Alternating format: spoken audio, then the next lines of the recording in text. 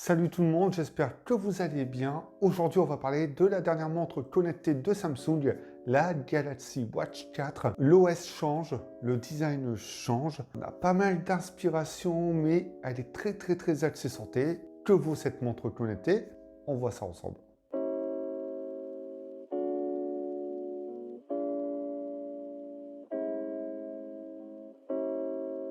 Il s'agit de la première montre connectée de Samsung sous Wear OS. Wear OS, c'est quoi? C'est tout simplement l'OS pour les montres connectées de Google et Samsung quitte donc Tizen sur ces montres.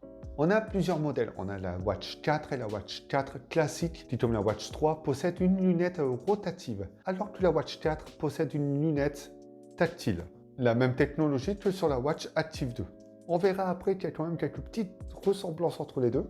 La 4 est proposée en 40 et 44 mm, alors que la classique est proposée en 42 ou 46 mm.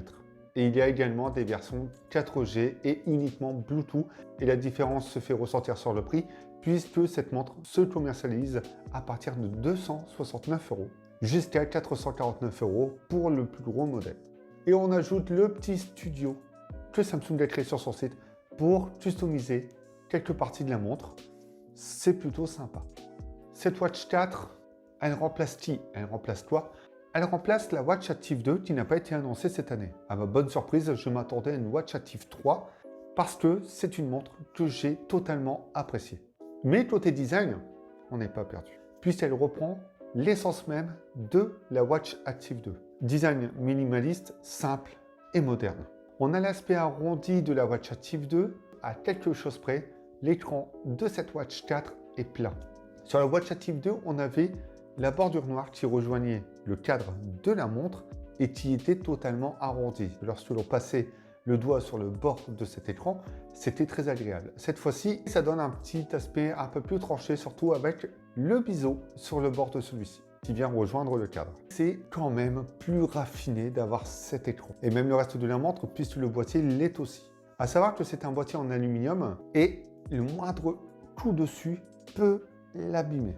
La bordure noire est un peu épaisse, surtout sur la version 40 mm que j'ai en test, puisque le cadran est plus petit et forcément la bordure se voit un peu plus. Cette bordure contient quoi? La technologie tactile pour naviguer. Parce que c'est pratique de naviguer sans toucher l'écran et sans laisser de traces sur celui-ci. Au début, je l'ai trouvé un peu moins pratique et moins précis que la Watch Active 2. Après, avec le temps, on a le coup de main et au final, on s'adapte et on arrive à l'utiliser. Cette feature était bienvenue sur la Watch Active 2 et elle est encore plus sur cette Watch 4 qui, pour moi, compense le manque de ne pas avoir cette lunette rotative. Mais si on veut une montre un peu plus design, un peu plus tendance, très simple, on part sur la 4. Si on veut quelque chose de plus classique, un peu plus horlogère, on part sur la Watch 4 classique.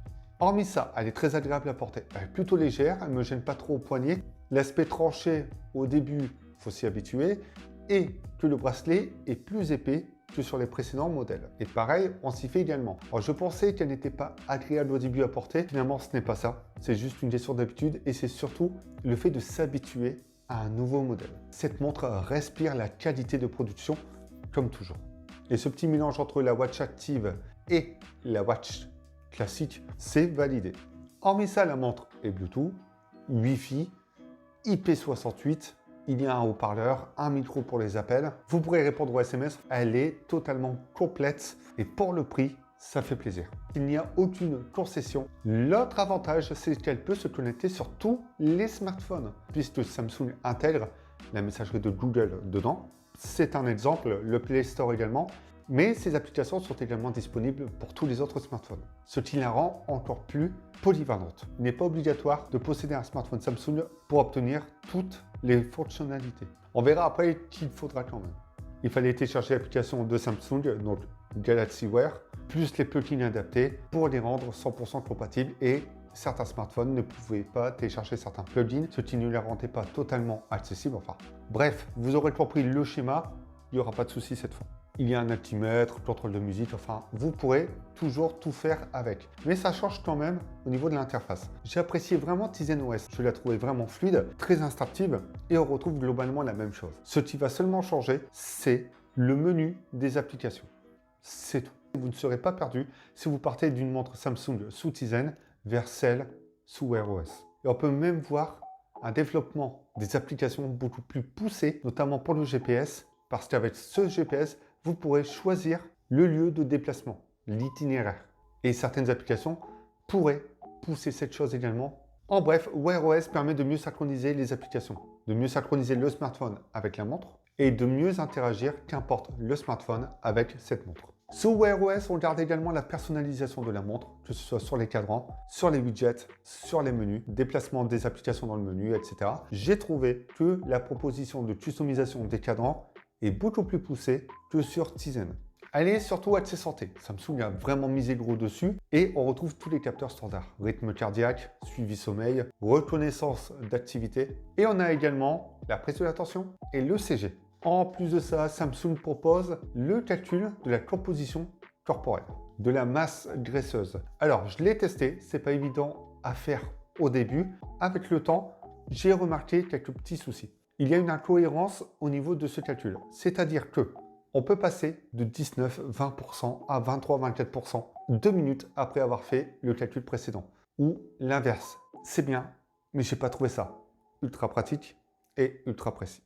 Côté sport, on a 90 activités et il vous propose de la lancer lorsqu'elle est détectée. Ça peut avoir un avantage. Il n'y a pas besoin de tout programmer. Vous commencez à courir. La montre détecte que depuis un certain temps, vous courez et vous demande d'activer la session. Il y a également 2 boutons sur le côté, dont un rouge. Hormis faire des retours à l'accueil ou quitter le menu où vous êtes, ce bouton sert pour calculer la tension artérielle. Tout d'abord, il faut télécharger l'application de Samsung, Samsung Health, pour que ce soit disponible et sur laquelle vous pourrez retrouver toutes vos activités enregistrées et de façon détaillée.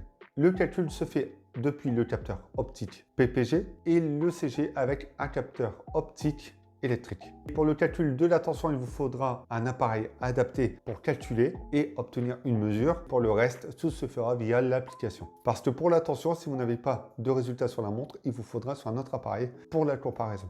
Utile, oui. Pratique, je ne sais pas.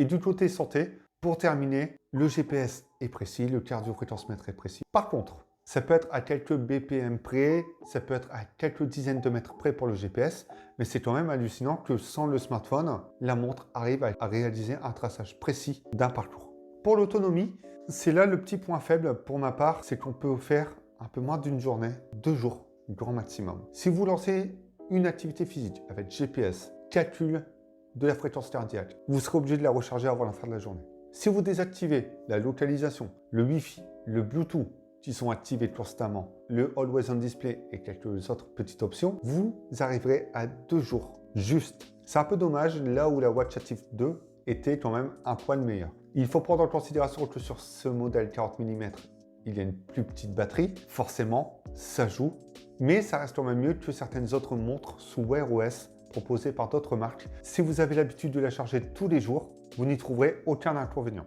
Et elle charge en un peu plus d'une heure, ça reste correct également. Hormis l'autonomie, un peu faiblarde, elle répond à toutes les demandes. Partant de la Watch Active 2, j'avais quand même quelques regrets sur le design au début, et au final, je m'y suis totalement fait. Pour les plus sportifs d'entre vous, si vous aimez la précision, je pense que partir sur ce modèle sera le top. Après, vous avez les précédents modèles de chez Samsung qui font tout aussi bien, avec peut-être quelques options en moins et sous Tizen, mais qui seront bien moins chers. C'est une excellente extension de votre smartphone et c'est une montre qui est axée, très axée sur la santé, plus que sur la connectivité. Et Samsung a bien su le mettre en avant. Cette vidéo est terminée, j'attends vos retours dans les commentaires, ce que vous pensez de cette montre et des montres de chez Samsung. On se retrouve bientôt pour d'autres vidéos. Pendant ce temps-là, prenez soin de vous et n'oubliez pas, amusez-vous avec vos smartphones et vos montres connectées. Elles sont là pour ça. Apparemment.